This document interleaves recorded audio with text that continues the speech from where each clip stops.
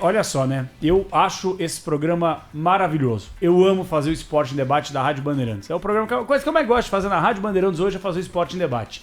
Só que a gente já chega com uma energia tão carregada, uma energia tão ruim. E por que essa energia tão ruim?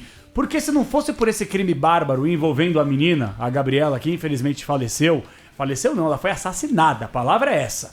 A gente falaria da arbitragem, que foi uma 14ª rodada pífia em relação à arbitragem em vários jogos. Aí o futebol que a gente quer discutir, que a gente quer falar, que a gente quer debater, quer falar de contratações, de saída de atletas, não vira nem secundário. Vira uma coisa que provavelmente durante o programa até as 9 horas da noite a gente não consiga falar aqui, porque não dá pra desconectar uma questão envolvendo a sociedade, que aí engloba o futebol, e a questão da arbitragem também, que é culpa da falida CBF. Em relação ao que o Pretzel falou de interditar o futebol, parar o futebol, eu também acho que é uma questão até, sabe, uma medida drástica, ela precisa ser tomada a partir do momento, cara, que infelizmente o futebol tá na mão de crime organizado. Eu já falei aqui, eu não gosto de torcida organizada, é sempre um ponto muito polêmico e muito delicado pra você tocar. E eu não estou aqui falando que em todas as torcidas organizadas o crime organizado está inserido. Mas daqui a pouquinho o nosso entrevistado vai poder falar com mais embasamento. E, infelizmente, tem gente que utiliza do futebol, do esporte, como pretexto pra traficar droga, pra matar gente, pra estuprar, pra bater, pra matar. E essas pessoas, elas têm carta branca pra intimidar. E essas pessoas, elas têm carta branca pra fazer o que bem entender. Porque o Ministério Público ele é falido, a Secretaria de Segurança Pública não está interessada em resolver essa questão e, infelizmente, nós temos uma polícia despreparada.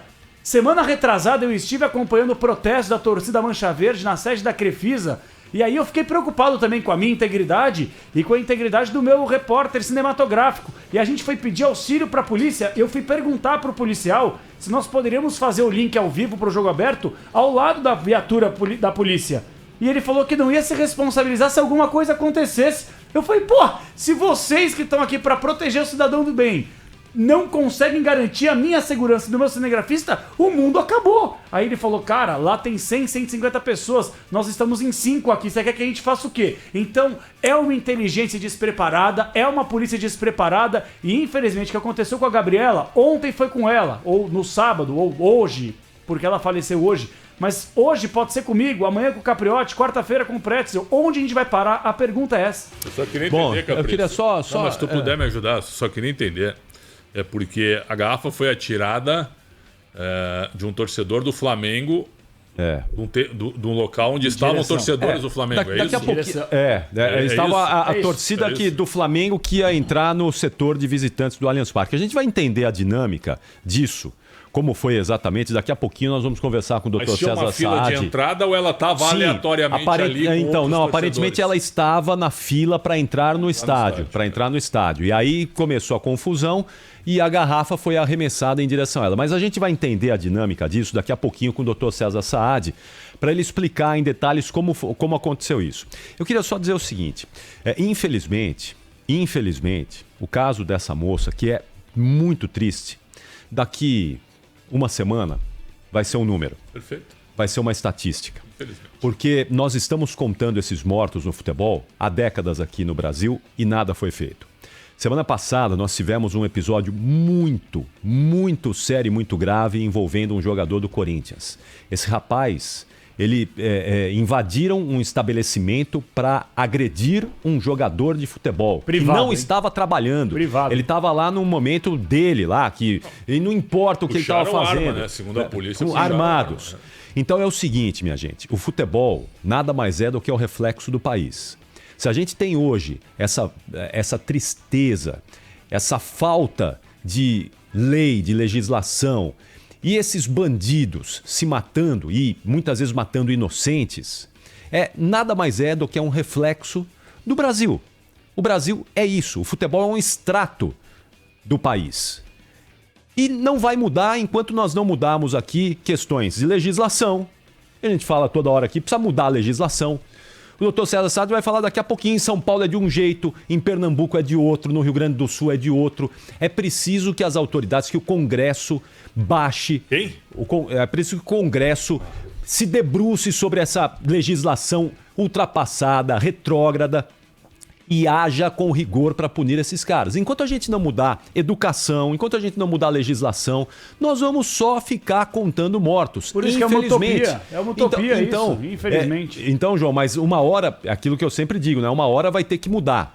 Uma hora vai ter que mudar. O debate, sempre que tu toca nesse assunto, eu acho que tu é um cidadão espetacular para quem te conhece.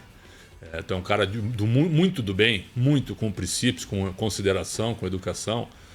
Mas quando tu toca nesse assunto de legislação e tu fala em Congresso, tu vai perder sempre por 1-2 aqui. Oh, sim, o Pretzel, porque eu e o Capelanes, eu não falo pelo Capelanes, mas eu entendo a posição dele, a gente não acredita em nada que acontece. Sim, mas não acredito em nada. De políticos e de legisladores, zero. Nós estamos entregues. Então, Pretzel, olha porque só. Porque é o seguinte, vai esperar. Viu? Se o Luan fosse morto por um torcedor, haveria a Lei Luan, certo?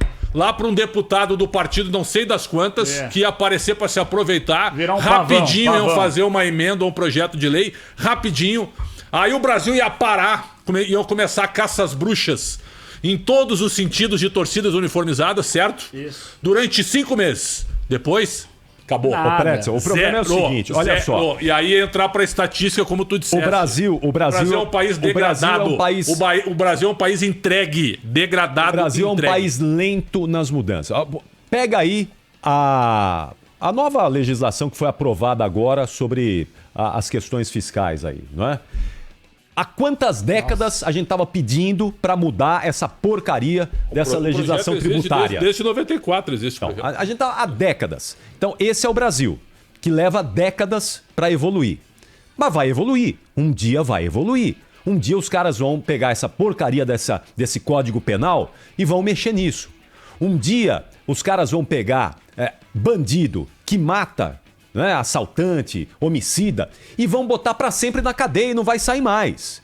Mas a gente precisa na cadeia, Capri. Então, mas a gente precisa lembrar sempre, porque senão é só contar moto. Infelizmente, o caso dessa moça vai ser estatística e não deveria ser. O caso dessa moça deveria ser emblemático. A gente deveria usar esse exemplo para mudar essa realidade triste que nós temos no futebol brasileiro.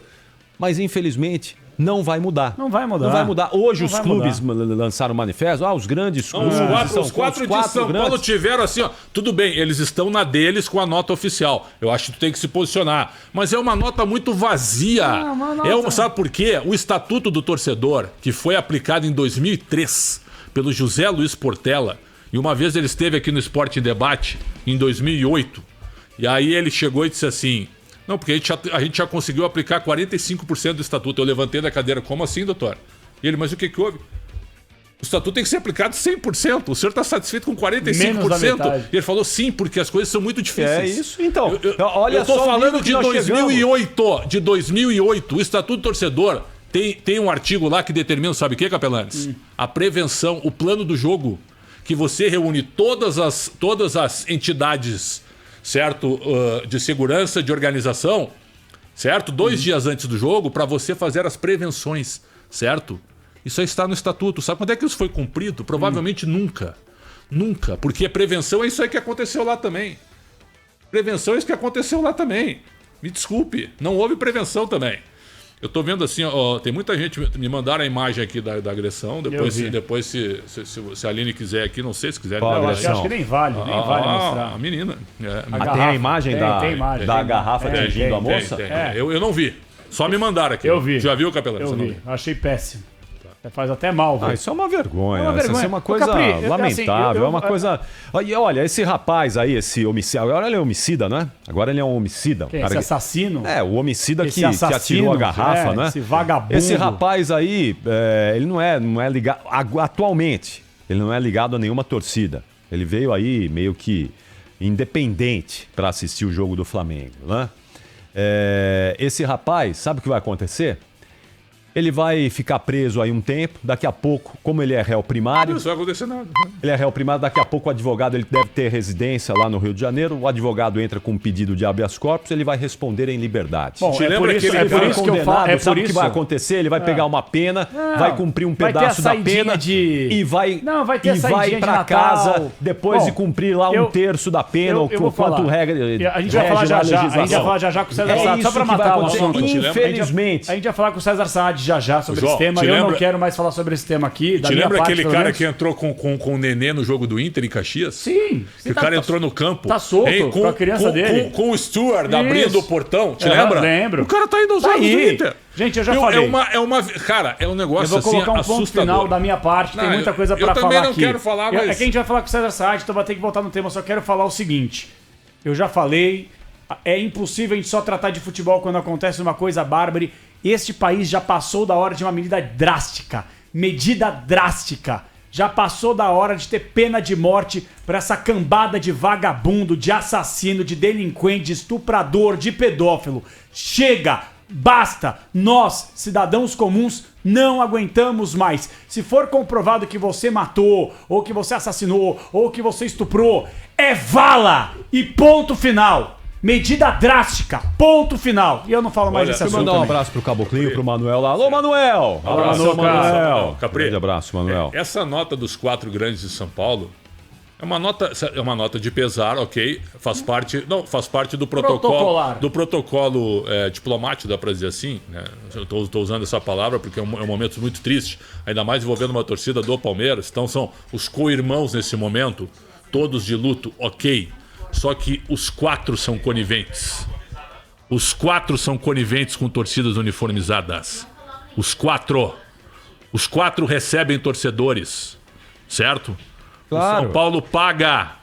O Santos botou o cara da torcida jovem na reunião do Conselho Deliberativo do lado do presidente. É inacreditável. Certo? Do lado do presidente. Vergonha. Do lado do presidente. Vergonha. Do lado. E a torcida e o cidadão lá, que eu acho que era um grande cientista, ok? Certo? Dizendo o seguinte, nós vamos apoiar, certo? Olha que ponto chegou a relação tenebrosa, terrível entre os clubes e as uniformizadas. É a informação hoje, Pretzel, de que um negócio patético. E outra coisa, a nota do Luiz Eduardo Batista, o BAP, vice-presidente do Flamengo, essa diretora do Flamengo a respeito do fato, é uma das maiores vergonhas da história. Se eu sou um conselheiro, um sócio do Flamengo, eu entro com uma representação contra ele por falta de humanismo. O Flamengo é o clube que... Por falta de humanismo. Meninos, por falta de humanismo. Mas é um grande empresário. Azar. Esse cara não pode estar no futebol. Esse cara não tem humanismo. A nota dele, o Twitter dele é uma vergonha. Se eu sou flamenguista, eu sou sócio ou conselheiro... Não, mas tem muito flamenguista apoiando isso aí. Eu entro com uma representação contra ele dentro do clube, que é uma vergonha. Muito dirigente do Flamengo e de outros clubes também, mas principalmente do Flamengo, causa humana, eles não abraçam. Causa humana, os caras não têm um pingo de sensibilidade. A diretoria do Flamengo faz mal ao futebol brasileiro. Pode fazer bem ao Flamengo, com títulos, com jogadores, mas em relação ao desenvolvimento do futebol brasileiro, eles não estão nem aí. É uma diretoria desumana e essa nota aí do BAP, esse cara é uma piada, não dá nem pra respeitar como cidadão e babaca que escreve um negócio desse aí. Aquela informação que não me causou espanto, surpresa, mas acho que para as autoridades deveria causar. A informação é de que naquele episódio do Luan da semana passada, dos 8 torcedores que foram identificados, 2 estavam naquele episódio do foguete lá da Bolívia. Oruro. Que morreu aquele jovem lá, o Kelvin. Em Oruro. Kevin Espada. Aquele Kevin Espada, aquele menino, no jogo do Corinthians na Libertadores. 2 estavam naquele episódio. Foi em 2013. Então... 10 anos atrás. Estavam naquele episódio e estão agora nesse episódio do Luan também. Então é isso. Nós não resolvemos as questões, a gente só empurra com a barriga. E é por isso que eu digo muitas vezes às pessoas, né, que tem muita gente, aliás, a maioria que frequenta a torcida uniformizada, organizada, é de gente correta, de gente do bem. Será? A maioria sim. A maioria sim. Sim, sabe por quê, Pretzel? Certeza disso? Peraí, deixa eu só completar. A maioria é de gente correta, é de gente decente.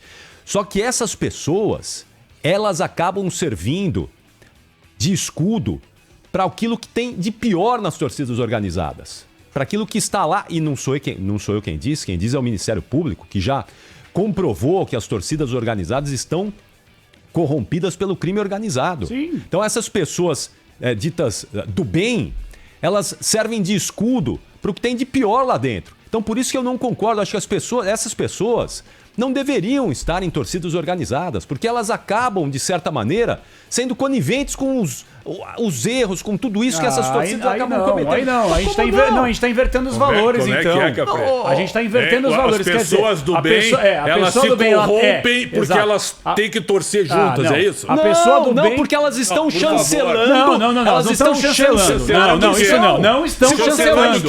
Chancelando a baderna. Elas estão chancelando a baderna. Tá de uma organização. Se você faz parte de uma organização que comprovadamente comete crimes. E não só como você falou, não é todo mundo. Você acabou de falar que não é todo mundo. Então, não tá chancelando nada. Ô, Capri, tem vagabundo em qualquer lugar. Tem bandido em qualquer lugar que a gente frequenta. É assim que funciona. Você tem uma organização. Eu não chancelo nada do que eu frequento. Tem uma organização que não cumpre a legislação, não cumpre a lei. Se tu é correto, vai embora. Então vai embora, é o que eu tô dizendo aqui. Tu acha que estão chancelando a barbárie, é isso? Sim, é o que eu tô dizendo aqui.